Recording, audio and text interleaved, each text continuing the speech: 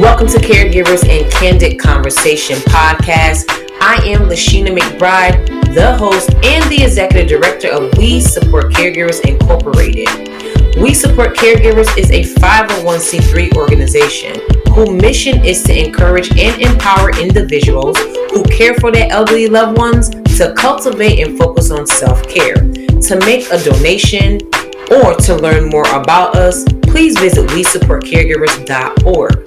And caregivers, while you're on our website, be sure to check out everything that we've made available to you. From our Care Connection emails that you can subscribe to, from our self-care support text that you can join, from our self-care support kits that you can sign up to possibly receive one, the birthday club, our free educational resources, and more. Again, visit WeSupportCaregivers.org and check all these resources that are available to you, the caregiver.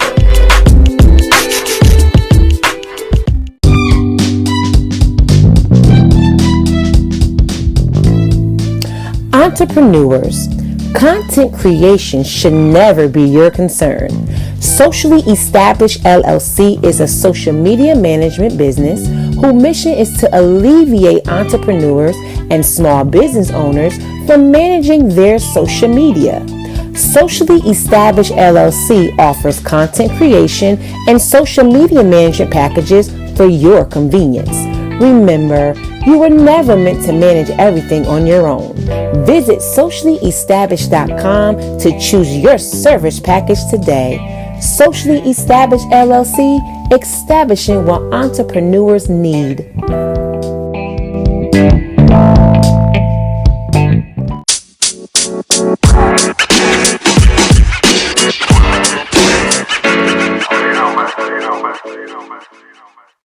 So welcome to another podcast episode of Caregivers and Candid Conversations. So I have the pleasure to be with today Miss Kimberly Kenyatta. She is the treasurer here at We Support Caregivers, and she is a former caregiver. So she and we're going to be discussing the unconventional ways of caregiving. So Kim, go ahead and introduce yourself and let everybody know a little bit about you and everything like that. Thank you so much. I want to first say thank you for having me on today. I am Dr. Kimberly Kenyatta. Yes. I am the treasurer at WeSupportCaregivers.com or .org here. And I do appreciate so much the attention that's played on caregiving of our patients with dementia, Alzheimer's, whatever the illness or disease is. And I am so honored and happy to be a part of the podcast on today. Thank you. I'm glad you're on our team, girl, period. Yes. Much needed, and I appreciate everything that you do for us. So I think Kim and I, we was talking during our 5th year anniversary lunch. Yes. And we were just, reminiscing on the things that we had to do while taking care of myself, taking care of my mom, and you, I think it was your grandma. Yes. So I said, we have to talk about this because I know we're not the only ones that had to do some unconventional ways of caregiving, implementing things that may not be quote unquote the proper way, but it was the right way during that time to help get us through that moment caring for our loved ones. So I want to bring you on to talk about that so we can discuss it, because I'm pretty sure, like me, when I first started taking care of my mom, I kind of fell into that role. I didn't know what I was. I just knew I needed to take care of my mom. So I went through some hard knocks. I had to learn. I thank God for all the nurses and doctors and the tips and the things they were telling me. But late in the midnight hour, honey. Yes, ma'am. Okay? Late in the midnight hour, it was some hard knocks I had to learn. So Google, YouTube, things like that. Thank God for those resources. But we're sharing this information today so other caregivers can understand that you're not alone. Right. And I think it's so key. It's our experiences that make the difference. Because you can have the professionals to tell you what you need to do, what you should do. Right. But when you're in that room one-on-one, it's a totally different story. Absolutely. So we want to let other caregivers know you're not alone. If you had to do some unconventional ways of caregiving or unconventional things, Don't feel bad. Don't feel guilty. You didn't know. As long as your mom, dad, whomever it was, or is that you're taking care of, it's not endangering them or, jeopardizing their health, whatever, you're fine. You don't know. You're not the professional. So you have to do what you have to do to make it through in that moment and to make sure your mom, dad, whoever it is that you're taking care of, is good in that moment. Yes. Good in that moment. Because still, when you're tasked with taking care of somebody, the focus goes on them. Like, okay, I want to make sure they're okay. Why is she behaving like this? Like, my mom, we found out later on, my mom had vascular dementia. Because see, my mom, when I tell you it was a fight getting her out the house, honey, it was a fight. So I made sure everything she needed came to the house. Podiatry came to the house. Her doctor came to the house. What else?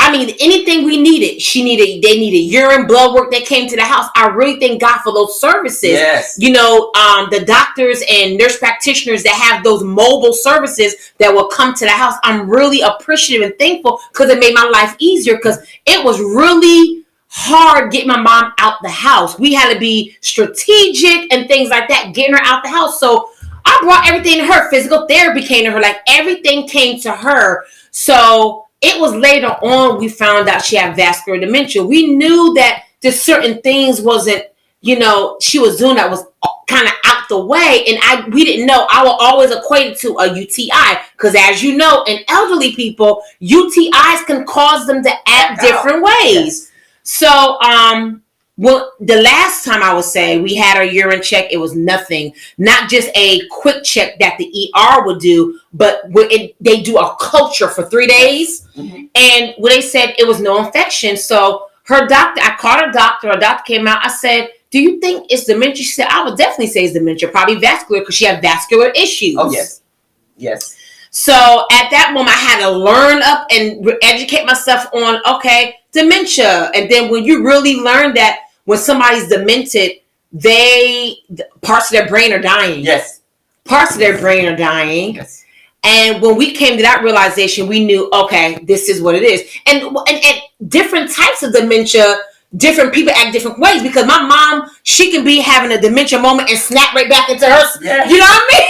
And sometimes, believe it or not, people can have the same type of dementia. And still. But because of their morals, because of their culture, because of the way they was bred, because of their past lifestyles, because of their past habits, they can still act out in different ways. Mm-hmm. And so what works for one does not work for the other. Correct. But it takes the caregiver to settle down and understand and learn the pattern and behaviors of that individual that they're dealing with at this current moment. Exactly. And that's what's going to be key into making things more susceptible, maintain some order.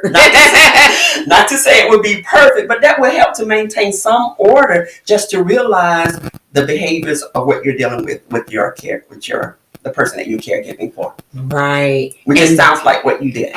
Right. And there goes the unconventional ways of caregiving. So Kim, what would you say, just some examples of some of the unconventional ways of caregiving you had to do when it came to taking care of your mom? I think you said even your husband. Yes. What was some of the unconventional ways? Because, of course, like we want other caregivers to know you're not alone. And even, here's another thing. Even if you learn the proper way, it doesn't mean it's going to work with that person. It does not. Actually, the unconventional way might work over the conventional way. Because again, they have their own behaviors. Right. And just because, like you said, there are different components of their brain that's dying. Mm-hmm. Not everything dies at the same time. That's correct. Not everything dies at the same speed. Mm-hmm. So it just depends on what is left, what they're working with. Right. And even though they do the MRI scan, they are not to a point where they can say, hey, this part of the brain is decreasing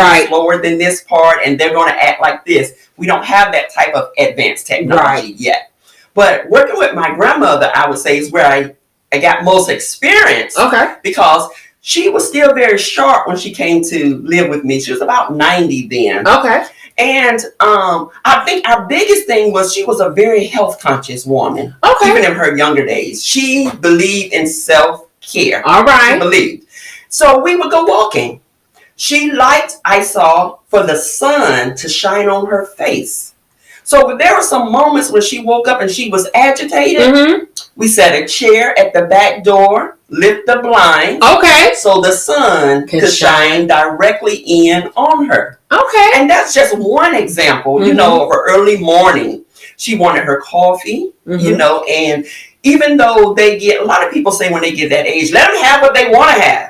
Well, you want them to stay here a little while longer. Right. You still have to monitor that diet. That's true. So she wanted her coffee. You know, we had to use some decaf coffee, a little less sugar. Mm-hmm. You know, if she got the chance, she would try to steal some sugar. More sugar. She did not want to take her medicines. Oh my! I got stories with that. Go ahead. Did not. So, but she did like pudding. The pudding. Yogurt. Well, so we take the peel. That's right. Now all peels can be crushed. That's right. We take the peels and we crush it up real fine. Yeah, I did that too. And we mix that yogurt up for her so well. That's right. You know, and one instance, some stuff she wouldn't eat in the yogurt. She had to have, you know, their digestive system sometimes becomes challenged. Mm-hmm. So, you know, she had a stool softener. I couldn't mix it in, so I would just drop it in her tea or her coffee, and yes. And that was some of the unconventional ways of getting her to take her medication. Yes, she wasn't hearing it. Right, lay a pill down and she's going to take it. You know, and it just sometimes depends on how she was feeling. You know, sometimes I could get her to cooperate with a little bribe and for a little piece of chocolate or a Pepsi. Mm-hmm. Those were her favorite. Mm-hmm. When it comes to washing, body care, mm-hmm. it's a whole challenge. Always. We made a deal when she first came. How'd that deal work? It worked good because I didn't force her to get in the tub every day. She was getting a little older. Could she? Yes. But I didn't force her to get in the tub every day unless there was a reason that she needed to get in the tub. Mm-hmm. So we made a deal that we would wash and we would take a bath every Saturday. Okay. She'd get in the tub because church was on Sunday. That worked. And did we have some times where she didn't want to get? Sure. Most definitely. So in that time, I would say, well, Grandma, let's get undressed so we can get you washed. And you sat right here on the side of the tub so that I can fix your water, you know. And then from there, it's just like, hey, ease your legs over on the other side of the tub. And I thank God my grandmother was small, so ease your legs. Once I got those legs on, that's right. It was done deal. I could just pick her little self up and put her in the tub. But you know, it takes sometimes some bribe, some coaching, mm-hmm. some encouraging, mm-hmm. in order to get them to go along with the process. Right. You know, and so that went well. I really didn't have a lot of problems with her there. Sleeping. You know, they're not always conscious of mm-hmm. their sleeping patterns. And sundowning and stuff like that. Yes, definitely. So I would she likes walking. So it never failed that about 12 or 1 o'clock, she would want to go to sleep. So at 12 or 1 o'clock, that was our walking time. We would go for a walk. Got you. Or we would go to the grocery store. Or we would go to the mall. We just somewhere so that she could be active. Mm-hmm. Because once you get through that period of wanting to take that nap, you know how sometimes you're so tired, you wake mm-hmm. up, you regain energy. That's right. And so it was a process, strategy to keep her from just dozing in the daytime. Mm-hmm. You know, if it was 15, 20 minutes, that would be fine. Mm-hmm. Long term, no. So some of the unconventional ways, like, Grandma, let's go walking. Right. Let's go in the yard and see the flowers. Right. So strategy had to be used. Yes. In those situations. You know what? I remember, let me tell you. So when I was taking care of you know, when I learned about dementia, I realized my mom has always been a person you was gonna make her do what she don't want to do anyway, okay? But honey, my mom, I remember I woke up one night. My mom, her favorite place was the couch. Oh. I woke up one night I had a baby monitor, so I had, one in my room out there, one out there with her.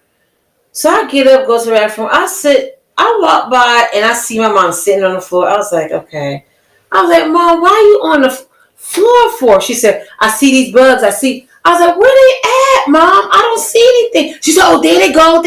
I was like, she said, go get some spray. So, of course, we didn't have any spray, right? Mm-hmm. So I got like a bottle that looked like it was spray. Yes. And I put some water in it.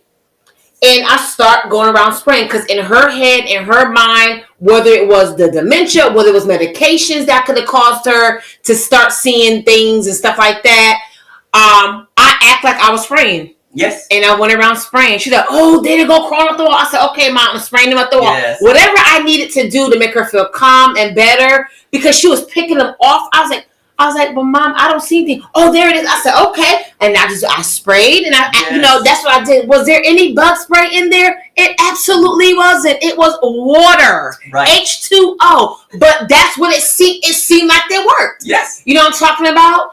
And then she didn't want to get back on the couch. So I sat right there next to her on the floor. And that's how the night was. Yes, ma'am. Okay? Yes, ma'am. And so I had to use strategy. Yes, ma'am. But it made the situation better, and that was that. That's unconventional. Yes. It was no spray. It was no real bug spray. I didn't see not a bug, but whatever she was seeing, and it made her calm and better, and that's what I did. Yes. So that was unconventional. I remember another thing I had to do. Again, I need to go to the grocery store. I didn't have anybody that, can come and sit with her. So I have 2 cell phones, plus we had the house phone. Mm-hmm. What I did was, my mom wasn't mobile. She lost the ability to really walk on her own. You know what I mean? So I was like, and I also had a camera in the house because, during the week I did have an aide come in, just to, help out a little bit. So what I did was, I need to go to the store, knew I could not get her to come with me. I called one of the cell phones and put it on speaker and let her start talking to me, as I was on, with the other phone. As I was walking out, I was like, Mom, I'm just running up to Walmart. And when I mean Walmart was just up the street, it was a 5-minute little just jump up the street. And I was like, Mom, I'm going to Walmart, but I'm going to talk to you the whole way while I'm in the store and everything. Yes. You understand what I'm talking about? So, I'm driving. Mom, you're right. I said, yeah, I'm just watching TV. I said, okay, well, I'm going to Walmart. Well, I'm here in the store. I'm about to get just to keep her occupied until I can get back with her. Yes. And thank God she was sitting right there in that one little spot. When I walked through the door, I said, well, Mom, I'm on my way back now. You're right. Yes, I'm fine. Because my mom had anxiety issues, too. Oh, okay. So she always felt the need. She always needed somebody there just to keep her. She didn't want to feel by herself. She had anxiety issues. She didn't want to feel by herself. So I knew that. So to make her feel like she was still fine and somebody was still there, I would talk to her on one phone and she's there left with the other. So, we're having a conversation just like if you was at the store now calling me on the phone. That's how it was. Yeah. It worked. I did what I had to do. I got back. She was fine. I got what we needed from the store. And there you go. You know what I mean? And then I also had the phone, the camera. So I knew I could always look and see, okay, she's fine. She's sitting there. I'm like, you're all right, Mom? She's like, yeah, but Harry back. I'm like, I'm on my way back. You know what I mean? So I did those type of things. So again, wasn't the conventional way of things? Maybe not, but it worked for the moment. Yes. To keep her safe, to keep her calm. There you go. And then you're also able to go and do what needed to be done, all in the same token. Right. And I think it's so key. That's why I think these conversations are necessary. Yes. We have seniors are living longer. Yes. With all the advanced medicine, they're going to live even longer. That's right. And us, with the grandparent, grandchildren, the children, the we're going to have to help. Yes. That's just how it is. And so this conversation is so important for those who need it because they need to know those ways that they can work around, think outside of the box. Yes, you have to. Be strategic about their day-to-day life cycles. Mm-hmm. And that's just the way it is. I remember one time my grandmother My grandmother, she always mostly liked to wear dresses. Okay. But we're going out, and she didn't want to wear this particular dress. But I knew that for the weather that was going to be out, that she needed to wear this, a long sleeve dress, but she didn't want to hear it this particular day. And so, I had to be like, grandmother, let's try this on so that we can see. Yep. So that we can see how to make it work. And maybe if you don't want to wear it today, you can wear it tomorrow. And she tried it on, and we matched her stockings and her shoes and what have you. And before long, she even forgot about, I didn't want to wear this dress, And so that's just the way the mind works, She truly may not have wanted to wear that dress to begin with, but after she got it on and I complimented her on it, she thought nothing else about it. She was, at the end, she was a wanderer also. Okay, yeah. She moved from the bedroom to, I would have to keep the screen door locked. And luckily enough, I had a type of screen door she couldn't unlock. She couldn't figure out. And she would just wander. So sometimes at the end, it got to the point where she didn't need to wander during the night. So I had to think of a way to keep her from wandering all over the house. There you go. So what I did was I bought one of those stretchy doors, the folders, they call them bifolders. Okay. And put them up at the kitchen door, and the lock that you can pull down to lock it. Okay. I put it on the other side of the door. So she couldn't pull it down, unlock it. And then on the other side, I have a square in the middle. You can walk around a square in my home. And on the other side, where my wash and dryer was, I didn't have a doorway. So I had to get fancy, and I bought a 2x4. Oh, okay. And jammed it between the washer and the dryer. Got it. So that I could quarter off her area of wandering. There you go. Yep. Lock the other bedroom doors at night. And just to keep her, she could walk to the bathroom. She could walk as far as that one hallway and back to the other. Have her a snack or two in the room, just to cordon her off to where she couldn't get into the kitchen, or the living room, and keep her safe all in the same token. Yep. So you had to do the boxing method. It worked. It kept her safe. Yes. During the night, so grandma couldn't be out running the street. Girl. Listen, another story. So this wasn't pertaining to take care of my mom, but I used to take care of another lady. She had dementia. Nighttime, honey, let me tell you. So her granddaughter lived not too far from her. So one night I had to work the 11 to 7 shift because, again, the family needed me there because of her, like, to get out at night and wandering. So before I can even start my shift, she always sit in the front of her front porch. Before I can go, she said, "Oh, we gotta go get Kayla." I was like, "Kayla?" She's like, yeah. Cause she always stayed the night with me. I was like, "Where Kayla?" She said, "Come on." When she started grabbing them shoes, girl. So what I do? I had to walk. We walked. It was like 11:30, 12 o'clock at night, summer night. I was walking down the street with her. Wow. I said, "Well, let me call your daughter because." So I had to call her daughter. I said, "Hey, your mom and we're walking the street because she want her granddaughter. She want to go make sure her granddaughter did." She said, "Tell her that Kayla's with her mom, so and so." I said, "Hey, your daughter just said that Kayla's with someone with your daughter and she's okay." She's like, "What?" He's like, "You sure?" I was like, "Yeah, tell." And then so she needed to know her granddaughter was okay, or we was gonna be out all night looking for a girl. Yes. You know what I mean? So I had to use strategy. I said, "Let me call her daughter," because she had 2 daughters. The daughter that I called didn't have the granddaughter. It was her youngest daughter. And granddaughter, it was a youngest daughter whose daughter, which is her granddaughter, that's what she was looking for and stuff like that. And she did have dementia, you know what I mean? And she was the aggressive side. "Oh no, we going." So again, when I stayed at night, even though I rested, I never could sleep heavy. Fall asleep. She would come out because she was a wanderer. And I sat where the door was. So you got to get past me to get out that door, sweetie. So it was, "Well, who are you?" I said, "Oh, I'm your daughter's friend, so-and-so." She's like, "Oh, you can't." One night she kicked me out. I sat outside of my car. I mean, she's like, oh, I don't remember you. I don't know you.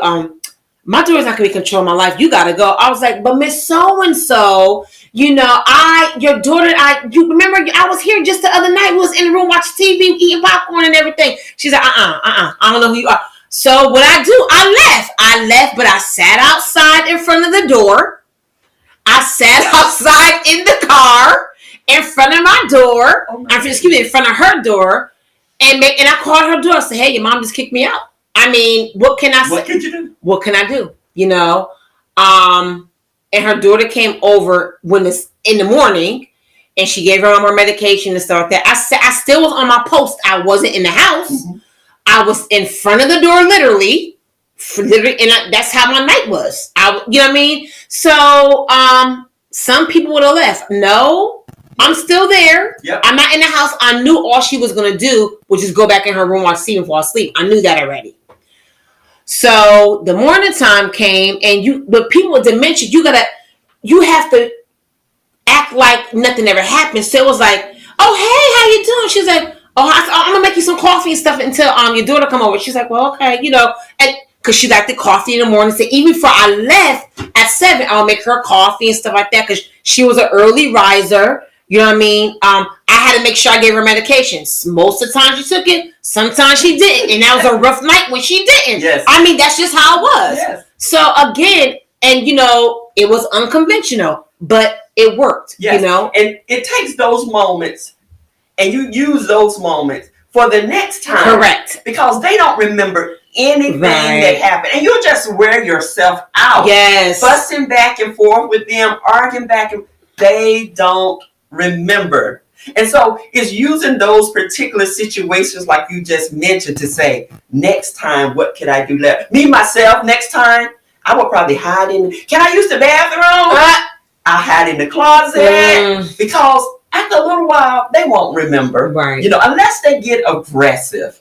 Right. You just have to use their situations, what they say, and you have to, I hate to say, use it against them. Right. You have to plot against them. Yes. Because they really don't know. All they know is what their mind tells them to remember. Some of it may be from 50 years ago. Correct. Very seldom of it is what happened yesterday, today. Right.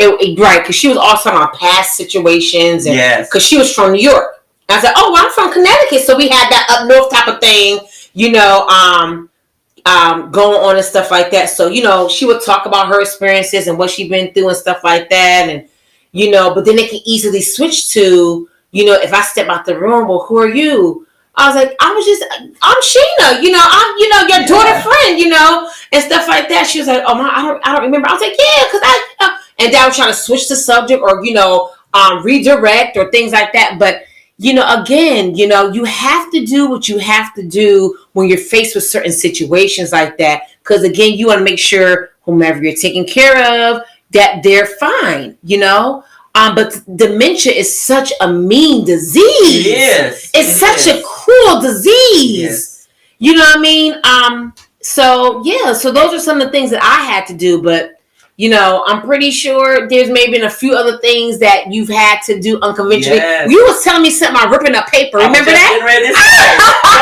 You have to take their mind. My grandmother loved to tear paper. Mm-hmm. And not just any paper, napkins. Okay. So I kept a bunch of them. Because when she got in that situation like you're talking about, the lady you were caring for, I was like, Grandma, you want some napkin? You need a napkin? And she'll get that napkin, she'll sit down, and she'll just rip that napkin to shreds. Because who knows what happened with the napkin? Right. Right. Who knows what happened? And at her age, back in the day, it was a little bit harder. A lot harder. Yeah. 90-something. So when she got that napkin, she was like a kid with a piece of candy. Oh, wow. And so sometimes it was just diverting the attention from whatever it was she was focused on. But, if it was one of those situations where, she was medically sick, and like you said, it's a process of elimination. There you go. When you get to that point. There you go. You have to rule out everything. But sometimes it's just diverting their attention because if her hip was hurting, she couldn't tell me. Right. My hip is hurting. Right. I would have to try to figure it out. I didn't always like to give her a Tylenol, but when you've eliminated everything else, a Tylenol's not going to hurt. Right. And a Tylenol will stop that pain. When they're that age, they're going to have aches. They're going to have pains. Right. And just like a UTI, it can cause their mental just to get off, their behaviors to change. And so it's just a process of elimination to try to see what can satisfy them. Right. And I remember, like, my mom always loved music, always loved to sing, always could sing. And she grew up in that household because her brothers had a band and played instruments. They were always coming to get her to sing. So my mom sung in churches and different things. So singing was in her.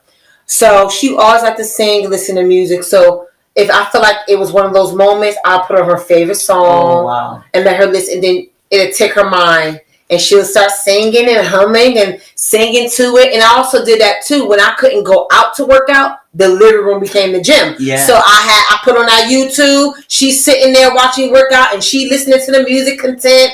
Killing two birds with one stone. I'm still getting my fitness in. She's calm and relaxed. And that's all that matters. So it's just learning the person, understanding the disease, and then finding the ways, using strategies to find a way to make sure they're satisfied in that moment. That is so key. And that way it makes us more bearable. It makes caregiving more bearable. I would say. So I do appreciate you having me. I appreciate our conversation. Yes. Even from your talk, and it made me think of some other things. But I do appreciate the conversation. I hope this session will be helpful. Yes, I believe it definitely will help other people. And once again, caregiver, we want to share this information just to let you know that you're not alone, and sometimes the unconventional way is the best way. Until next time, we thank you for listening, and make sure you stay tuned to Caregivers and Candid Conversations podcast.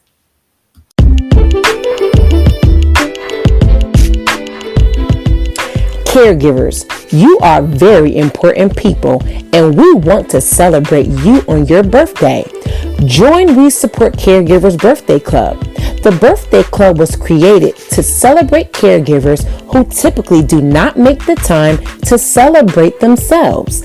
Each month, a caregiver is selected and is given a social media shout out, a birthday card, and a movie ticket to celebrate their special day. Join for free by visiting WeSupportCaregivers.org. And remember, you are very important people and you should be celebrated. We support Caregivers Incorporated because caregivers deserve self-care.